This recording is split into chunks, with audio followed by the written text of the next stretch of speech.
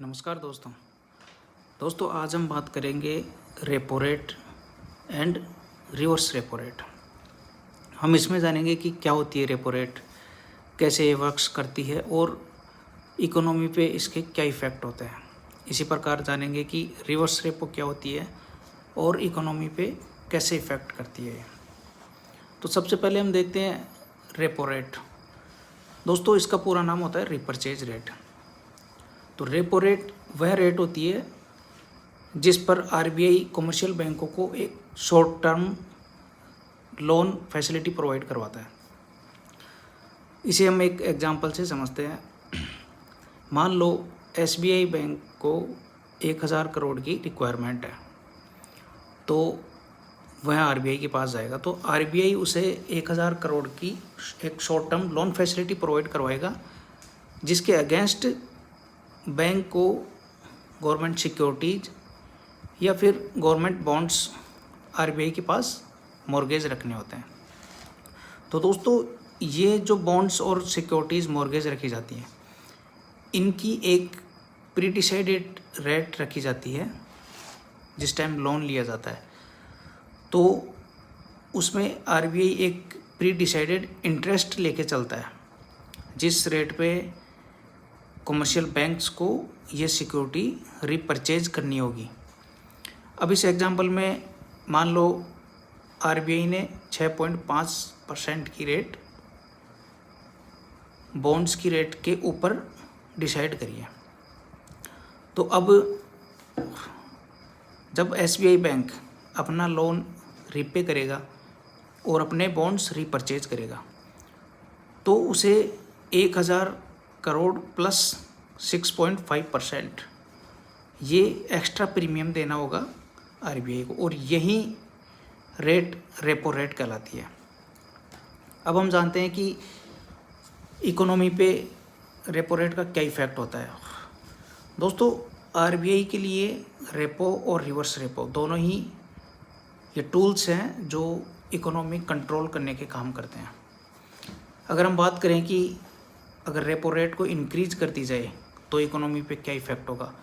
दोस्तों इस प्रोसेस से बोरोइंग कॉस्ट बढ़ जाएगी बैंकों के लिए। अगर बैंकों के लिए बोरोइंग कॉस्ट बढ़ेगी तो कस्टमर के लिए भी बोरोइंग कॉस्ट इंक्रीज हो जाएगी।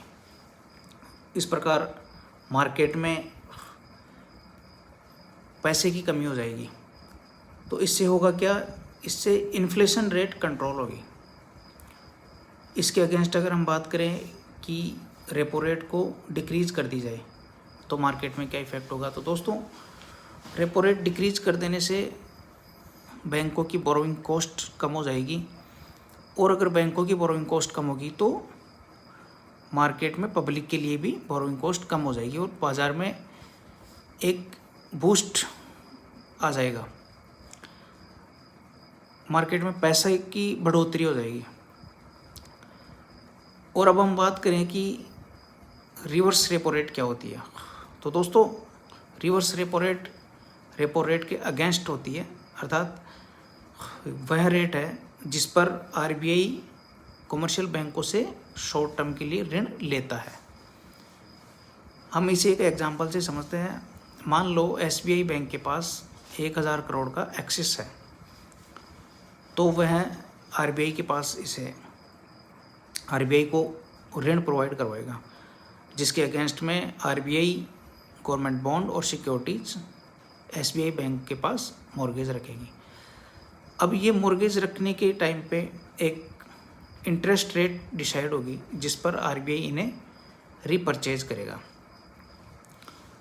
अब इस एग्जांपल में अगर हम मान के चलते हैं कि जो बॉन्ड्स की वैल्यू है उसके ऊपर 3.35% की एक रेट डिसाइड करी गई है, जिस पर आरबीआई इन बॉन्ड्स को रिपरचेज करेगा। तो यह रेट 3.35 यही रिवर्स रेपो कहलाएगी, जिसमें आरबीआई बॉन्ड्स परचेज कर रहा है। अब हम इसका इम्पैक्ट देखते हैं कि इकोनॉमी पे क्या इम्पैक्ट होता है। दोस्तों अगर रिवर्स रेपो इंक्रीज कर दी जाती है तो इससे होगा क्या, इससे मार्केट में जो मनी मनी है वो कम हो जाएगी। और अगर इसके अगेंस्ट बात करें कि रिवर्स रेपो रेट को डिक्रीज कर दिया जाए तो इससे इकोनॉमी पे इम्पैक्ट ये होगा कि बैंक आरबीआई की बजाय मार्केट में लैंड करना पसंद करेंगे और इससे मार्केट में पैसा बढ़ेगा और मार्केट में बूस्ट आएगा। अब हम बात करें कि रेपो रेट और रिवर्स रेपो रेट में क्या डिफरेंस होता है। तो फर्स्ट है कि रेपो रेट वह रेट होती है जिस पर आरबीआई कमर्शियल बैंक्स को लोन प्रोवाइड करवाता है, और रिवर्स रेपो रेट वह रेट होती है जिस पर आरबीआई कमर्शियल बैंक से ऋण लेता है। रेपो रेट में आरबीआई गवर्नमेंट की सिक्योरिटीज परचेज करता है और कमर्शियल बैंक्स को लोन प्रोवाइड करवाता है, जबकि रिवर्स रेपो में आरबीआई कमर्शियल बैंकों के पास गवर्नमेंट सिक्योरिटीज और बॉन्ड्स मॉर्गेज रखता है और मनी लोन पर लेता है। दोस्तों, रेपो रेट वर्तमान में 6.5 है, जबकि रिवर्स रेपो रेट 3.35 है। और अगर हम बात करें कि रेपो रेट इंक्रीज होने के क्या इफ़ेक्ट होते हैं, तो दोस्तों रेपो रेट इंक्रीज होने के इफ़ेक्ट होता है कि बैंकों के लिए बोरोइंग कॉस्ट बढ़ जाती है और मार्केट में भी बोरोइंग कॉस्ट बढ़ जाती है एक पब्लिक के लिए। इससे इन्फ्लेशन कंट्रोल होता है। और अगर इसके अगेंस्ट हम बात करें रिवर्स रेपो रेट बढ़ा दी जाए तो इससे बैंक आरबीआई को लोन देना प्रीफर करेंगे बजाय मार्केट में लोन देने के, और इससे होगा क्या, मनी सप्लाई डिक्रीज हो जाएगी। और लास्ट हम बात करें कि अगर रेपो रेट डिक्रीज कर दी जाए तो इसका क्या इफेक्ट होगा। तो दोस्तों, रेपो रेट डिक्रीज कर दी जाए तो बैंकों के लिए बोरोइंग कॉस्ट सस्ती हो जाएगी और मार्केट में एक इकोनॉमिक बूस्ट आएगा।